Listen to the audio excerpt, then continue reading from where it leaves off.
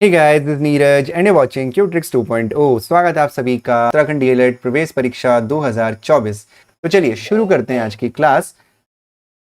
तो पहला जो हमारा क्वेश्चन है वो क्या कह रहा है हमसे, देखिए। एक आदमी एक पुराना मोबाइल फोन 4,000 रुपए में खरीदता है और फिर उस पर 2,000 रुपए खर्च करता है। वह उसे 7500 रुपए में बेच देता है और उसका लाभ प्रतिशत आपको निकालना है। ठीक है, तो अब इंग्लिश में पढ़ लेते हैं। Man bot an old mobile phone for ₹4,000 and spend ₹2,000 on it. He sold it for ₹7,500। His gain percent is. ठीक है, तो इसके लिए प्रॉफिट लॉस का क्वेश्चन है। प्रॉफिट लॉस के बहुत सारे शॉर्ट ट्रिक होते हैं, आजकल फॉर्मूला वगैरह नहीं पढ़ना होता है, लेकिन वो अभी समझा पाना 10 मिनट में 5 मिनट में समझा पाना मुश्किल नहीं है। मुश्किल है ना। तो उसको आप पढ़ सकते हो, डिस्क्रिप्शन में लिंक दिया हुआ है प्रॉफिट लॉस का, वहां जाके आप पढ़ सकते हो। ठीक है, तो चलिए शुरू करते हैं फिर इस क्वेश्चन को करना। देखो, ये चीज आपको समझनी है। दो चीजें हैं आपके पास, एक है कॉस्ट प्राइस जिसमें आप चीज को खरीदते हो यानी क्रय मूल्य, एक होता है सेलिंग प्राइस जिसमें आप चीज को बेचते हो। ठीक है, तो कॉस्ट प्राइस और सेलिंग प्राइस। अब कॉस्ट प्राइस, अगर कोई नया सामान आपने खरीदा है और उस सामान को खरीद के आप घर तक लेके आए हो, तो घर तक लेके आए हो जब, तो उसमें भी आपने कुछ पैसे खर्च किए हुए हैं, अपने जो भी ट्रांसपोर्ट का मीडियम उसमें पैसे दिए हुए हैं। तो क्रय मूल्य में जिस प्राइस पॉइंट पे आपने कोई सामान खरीदा है वो मूल्य और प्लस जो ट्रांसपोर्ट का खर्चा है वो दोनों जुड़ के क्रय मूल्य बनता है। सिमिलरली, अगर कोई पुरानी चीज आपने खरीदी है और उसको घर लाने से पहले उसमें कुछ खर्चा आपने किया है, तो वो भी आपका कॉस्ट प्राइस में जुड़ता है। जैसे इस क्वेश्चन में 4,000 रुपए आपका क्या है, उस सामान को खरीदा है और 2,000 रुपए उसमें खर्चा हुआ है, तो 4 और जय 2, 6,000 रुपए आपका क्रय मूल्य हो गया। ठीक है, अब बेचता है उसको 7,500 रुपए में, 7,500 में उसको बेच दिया। ठीक है, तो कॉस्ट प्राइस यानी क्रय मूल्य हमारा 6,000 रुपए खरीदा और 7,500 रुपए में बेच दिया, तो हमें प्रॉफिट कितने रुपए का हुआ? प्रॉफिट कितने का हुआ? 1,500 रुपए का प्रॉफिट हुआ, 1,500 का प्रॉफिट हुआ। लेकिन हमको क्या निकालना है? हमको लाभ प्रतिशत निकालना है, हमको प्रॉफिट परसेंटेज निकालना है। तो प्रॉफिट परसेंटेज की जो वैल्यू है वो है profit upon cost price into 100। ठीक है, तो प्रॉफिट कितना है? प्रॉफिट रख दीजिए वैल्यू, प्रॉफिट है आपका 1,500, कॉस्ट प्राइस है आपका 6,000 और इंटू 100। ठीक है, सिंपल। अब 0 से 0 हमने काट दिए, एक 0 से ये वाला 0 काट दिया, 2 3 जा 6, 2 5 जा 10, 3 5 जा 15, 5 5 जा 25, यानी 25% हमारा आंसर आ गया। मैं दोबारा से बोलना चाहूंगा, ये फॉर्मूले यूज करने की आजकल आवश्यकता नहीं होती है, आप बहुत इजीली भी इन क्वेश्चंस को कर सकते हैं, लेकिन फिलहाल इस क्वेश्चन के लिए मैंने आपको तरीका बता दिया है, छोटा सा फॉर्मूला हम लगा सकते हैं। उम्मीद करता हूं क्वेश्चन आपको समझ में आया होगा। चलिए बढ़ते हैं हमारे आज के अगले क्वेश्चन की तरफ। तो जो हमारा आज का अगला क्वेश्चन है वो बहुत ही इंटरेस्टिंग और इंपॉर्टेंट क्वेश्चन है। ठीक है, बहुत ही ज्यादा इंपॉर्टेंट क्वेश्चन है। देखो ध्यान से क्या कह रहा है क्वेश्चन। 2/3, 3/5 और 4/7 का लॉस ऑफ है। LCM of 2/5, 3/5 and 4/7। अब भाई सिंपल एलसीएम तो आपको निकालना आता है ना, वो तो आपको आता है कैसे निकालता है। जैसे मान लो 2, 3, 4 का एलसीएम निकालना है तो आपको आता है क्या करना है, लेकिन जो फ्रैक्शन नंबर है उसका एलसीएम कैसे निकाला जाता है, देखो बहुत आसान है। आपको क्या करना है, आपको ये पता है कि जो ऊपर होता है इसको अंश कहते हैं हिंदी में, इंग्लिश में कहते हैं न्यूमरेटर। जो नीचे होते हैं इसको कहते हैं इंग्लिश में डिनोमिनेटर और हिंदी में हर कहा जाता है। तो अगर ऐसे नंबर जो फ्रैक्शन होते हैं इनका आपको एलसीएम निकालना है तो क्या करते हैं, इसका एक सिंपल सा फॉर्मूला है। जो न्यूमरेटर है यानी जो अंश है उसका एलसीएम मैं लिख दे रहा हूं यहां पे formula, LCM of numerator upon HCF of denominator. यानी नीचे जितने नंबर हैं उनका आपको एचसीएफ निकालना है और ऊपर जितने नंबर हैं उनका एलसीएम निकालना है। ठीक है, यानी हिंदी में अगर बोलूं तो ऊपर लॉस ऑफ निकालना है और नीचे मॉस ऑफ निकालना है। तो जो हमारे नंबर्स हैं वो क्या क्या है जरा हम देख लेते हैं। 2/3 है और 3/5 है और 4/7 है। इसका हमें लॉस निकालना है, तो लॉस का फॉर्मूला फ्रैक्शन के लिए आपका ये होता है। ठीक है, LCM of N, HCF of denominator. ठीक है, तो एलसीएम ऑफ एन यानी 2, 3 और 4 का एलसीएम निकालेंगे, यानी एलसीएम मैं लिख के कर रहा हूं, इतना लिखने की आपको आवश्यकता नहीं है, मैं आपको समझाने के लिए लिख रहा हूं। LCM of 2, 3 and 4 upon HCF यानी HCF highest common factor of 3, 5 और 7। इतना क्लियर है। तो भाई सबसे पहले 2, 3 और 4 का एलसीएम निकाल लो, बहुत सिंपल है।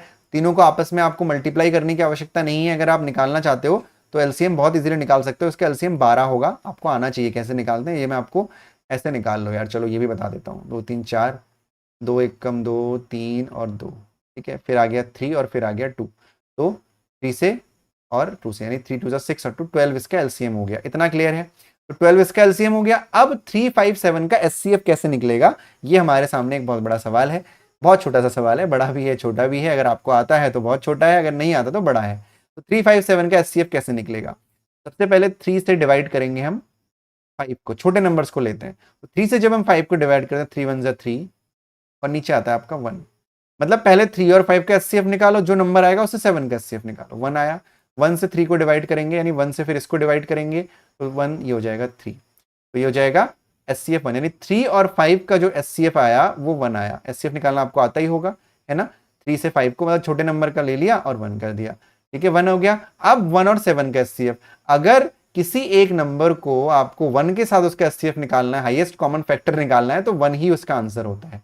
करना चाहो कर लो, 1 से 7 को डिवाइड करोगे, 1 7 जा 7, नीचे आ गया 0, यानी 1 आपका एचसीएफ, यानी 12 अपॉन क्या आ जाएगा यहाँ पे 1 आ जाएगा, यानी हमारा आंसर कितना हो गया 12 हमारा आंसर हो गया, ऑप्शन नंबर डी। ठीक है, तो ध्यान रखिएगा, अगर आपको फ्रैक्शन नंबर का एलसीएम निकालना है तो एक फॉर्मूला है, ऊपर जितने नंबर आपको दिख रहे हैं उसका एलसीएम निकालोगे और नीचे जितने नंबर आपको दिख रहे हैं उसका क्या निकालोगे आप, एचसीएफ, यानी महत्तम समापवर्तक, जिसको हिंदी में कहा जाता है, वो निकालोगे, आपका आंसर आ जाएगा। ठीक है, समझ में आ गया? नहीं आया तो कमेंट सेक्शन में बताना, दोबारा से मैं आपको समझा दूंगा। ठीक है, अगला प्रश्न देखते हैं। तो आज का जो हमारा अगला प्रश्न है बहुत आसान क्वेश्चन है। इफ a इंटू बी, मैं इसको हाईलाइट कर दूं आपको दिख जाएगा, if a into B is equal to a plus B का whole square then find 3 into 7। अब यहाँ पे ना बच्चे कंफ्यूज कहाँ होते हैं, यार a इंटू बी दे रखा है, फिर a प्लस बी का होल स्क्वायर दे रखा है, क्या मुझे a प्लस बी का होल स्क्वायर ओपन करना पड़ेगा, a square plus b square plus 2ab formula लगाना पड़ेगा? नहीं, क्यों नहीं? क्योंकि ये इंटू नहीं है, ये एक स्टार है, दिस इज नॉट इनटू, ये एक स्टार है। आपको एक कंडीशन दी गई है कि a अगर कोई संख्या है और b अगर कोई संख्या है, अगर उसके बीच में कोई स्टार बना हुआ है तो इसका मतलब होगा a पहली संख्या और दूसरी संख्या को जोड़ोगे और फिर उसका स्क्वायर कर दोगे। तो सिंपली यह है आपका 3 इंटू 7 हो जाएगा, 3 प्लस 7 का स्क्वायर, 7 और 3 10, 10 का स्क्वायर हम सबको पता है 100 होता है। ऑप्शन नंबर डी आपका आंसर। समझ में आ गया? पक्का? चलो बहुत बढ़िया जी, अगला क्वेश्चन देखते हैं। अगला क्वेश्चन है 89071 में 9 अंकीय जातीय मान और स्थानीय मान का योग क्या है? अच्छा, मैं एक चीज और क्लियर कर दूं, जब इन वीडियोस में अच्छे खासे व्यूज, यानी 50 के आसपास व्यूज आने शुरू हो जाएंगे, 50 बच्चे जुड़ जाएंगे, तो जो हमारी क्लासेस होंगी वो लाइव होंगी।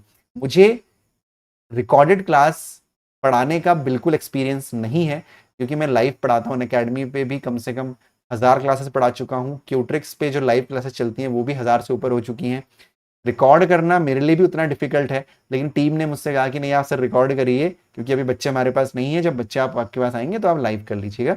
तो आप ज़्यादा से ज़्यादा शेयर करो, लाइव पढ़ोगे तो आपको जहाँ पे डाउट होगा आप कमेंट सेक्शन में मुझे बता भी पाओगे और मैं आपको उस समय उसको क्लियर भी कर दूंगा। अब यहाँ पे 2 टर्म है, कौन कौन से हैं? एक है आपका फेस वैल्यू, एक है आपका प्लेस वैल्यू, 2 चीजें हैं। तो फेस वैल्यू और प्लेस वैल्यू क्या होती है, यानी अंकीय मान, यानी जातीय मान और स्थानीय मान क्या होता है। अंकीय जाति थोड़ा सा आपको टफ लगेगा, आप फेस और प्लेस याद रखो, है ना। देखो नाम से ही डिसाइडेड है, फेस यानी चेहरा, यानी चेहरा, और प्लेस, प्लेस का मतलब है जगह, स्थान। इसका 9 का ध्यान से देखिएगा, 9 कहां पर है इसमें, ये रहा हमारा 9। तो फेस वैल्यू, किसी भी अंक की फेस वैल्यू वो अंक खुद ही होता है, किसी भी डिजिट की फेस वैल्यू वो डिजिट खुद ही होता है। क्योंकि भाई मेरा चेहरा है तो मेरी फेस वैल्यू क्या है, मेरा फेस ही तो मेरी फेस वैल्यू है ना। तो 9 की फेस वैल्यू क्या होगी, 9 ही होगी। जहां तक प्लेस वैल्यू का सवाल है, वो आप कैसे निकालोगे, नंबर लिखो, जो संख्या का आपको प्लेस वैल्यू पूछा गया उस संख्या के नीचे वो संख्या लिख लो और उसके आगे सारे जितने भी नंबर हैं उसको 0 कर दो, दैट्स ऑल। तो प्लेस वैल्यू कितनी हो गई, 9000 हो गई। समझ में आया कैसे निकालना है? तो 9000 आपका प्लेस वैल्यू हो गया, फेस वैल्यू आपका 9 हो गया, इन दोनों का योग आपसे पूछा गया था, तो हमारा आंसर हो गया 9009, यानी ऑप्शन डी 9009। ठीक है, समझ में आ गया? अगला प्रश्न देखें, पक्का? चलो जी, अगला प्रश्न क्या है, 256 की पावर 3/4 का मान, 256 की पावर 3/4 का मान बहुत टफ लग रहा है ना, अरे सर पावर OB3 अपॉन में कैसे करेंगे, अरे चुटकियों में हो जाएगा। देखो बहुत आसान है, सबसे पहले हम 256 के फैक्टर निकालेंगे। फैक्टर समझ में आता है ऐसे, ठीक है। तो 2 से करेंगे पहले, 2 1 जा 2, ठीक है, 2 1 जा 2, 2 2 जा 4, 2 8 जा 16, 2 6 जा 12। अगर ऐसा क्वेश्चन है तो ऐसे ही करना, ठीक है, 2 6 जा 12 और 2 4 जा 8। फिर 2 से करेंगे, 2 3 जा 6, 2 2 जा 4। फिर 2 से करेंगे 16 दूनी 32। फिर 2 से करेंगे 2 8 जा 16। फिर 2 से करेंगे 2 4 जा 8। फिर 2 से करेंगे 2 2 जा 4 और फिर 2 से करेंगे 2 1 जा 2। तो यहां पे जो नंबर हमारा आया वो 2 की पावर कितना आया, 1 2 3 4 5 6 7 8, यानी ये जो आया आपका 2 की पावर 8 आया, ठीक है, 2 की पावर 8 आया। सिंपल है, कोई दिक्कत नहीं है, 2 की पावर 8 आ गया, ठीक है। इसको आप 4 की पावर में भी लिख सकते हो, मैं आपको दोनों तरीके से इसको सॉल्व करके सिखाऊंगा। पहले हम 2 की पावर में लिखते हैं, सॉल्व करते हैं। मैं इसको यहां से फिलहाल इरेज कर देता हूं। तो 256 को हम दो फॉर्मूले में लिख सकते हैं। एक तो हम लिख सकते हैं 256 को क्या, एक तो हम लिख सकते हैं 2 की पावर 8 लिख सकते हैं। दूसरा हम अगर 4 की फॉर्म में इसको लिखना चाहें, अगर लिखना चाहें 4 की फॉर्मेट में, तो कैसे लिखेंगे, तो ये जैसे 4 की फॉर्मेट में क्या लिखेंगे, देखो ये एक 4 है, ये एक 4 है, ये एक 4 है, ये एक 4 है, यानी 4 की पावर 4 लिख सकते हैं। अरे भाई हम और भी तो कर सकते हैं, हम 256 को 8 की पावर भी तो लिख सकते हैं। 3 3 का पेयर ले लो, 2 2 लिख सकते हैं, 2 दूनी 4, 4 दूनी 8, 2 दूनी 4, नहीं लिख सकते, नहीं लिख सकते, ठीक है। चलो नहीं लिख सकते, समझ में आ गया। 2 और 4 में लिख सकते हैं, 8 में हम नहीं लिख सकते क्योंकि 1 2 हमारा कम पड़ेगा यहाँ पे, है ना। तो 2 और 4 के फॉर्म में हम लिख सकते हैं। अब क्वेश्चन को सॉल्व कैसे करना है, पहले मैं इससे सॉल्व करके दिखाऊंगा, फिर मैं इससे सॉल्व करके दिखाऊंगा। ये जो चीज मैंने लिखी हुई है इसको मैं इरेज कर दे रहा हूं क्योंकि हमें थोड़ी सी जगह की यहाँ पे जरूरत पड़ने वाली है, ठीक है। तो देखो सबसे पहले हम इससे सॉल्व करेंगे। तो 256 की जगह पे मैं 2 टू द पावर 8 रख दे रहा हूं और फिर इसकी पावर है 3/4। अब ये पावर का एक ना बहुत सीधा सा कंसेप्ट होता है, क्या होता है, अगर जैसे मान लो एग्जांपल के तौर पे अगर 2 की पावर 4 लिखा हुआ है और उसकी पावर 8 लिखा हुआ है, तो ये दोनों जो पावर है आपस में गुणा हो जाती है, यानी इसका जो मान होता है वो 2 की पावर 4 गुणा 8 होता है। सिमिलर यहां भी लग जाएगा, यानी ये बन जाएगा 2 की पावर 8 गुणा 3/4, ठीक है। हो गया सॉल्व। 4 से इसको काट दो क्योंकि पावर है, ध्यान रखिएगा 2 तो बड़ा है ना। चलो मैं 2 को थोड़ा सा बड़ा लिख देता हूं, 2 को बड़ा लिख दिया, ये सब पावर में लिखा हुआ है। 4 2 8 हो गया, तो ये हो जाएगा 2 की पावर 3 दूनी 6। तो 2 की पावर 6 कितना होता है, अगर नहीं आ रहा तो कोई बात नहीं, लिख लो 2 गुणा 2 गुणा 2 गुणा 2 2 4 गुणा 2 गुणा 2, कितना होता है 2 की पावर 6, 2 दूनी 4, 4 दूनी 8, 8 दूनी 16, 16 दूनी 32, 32 दूनी 64। तुम्हारा आंसर आ गया 64।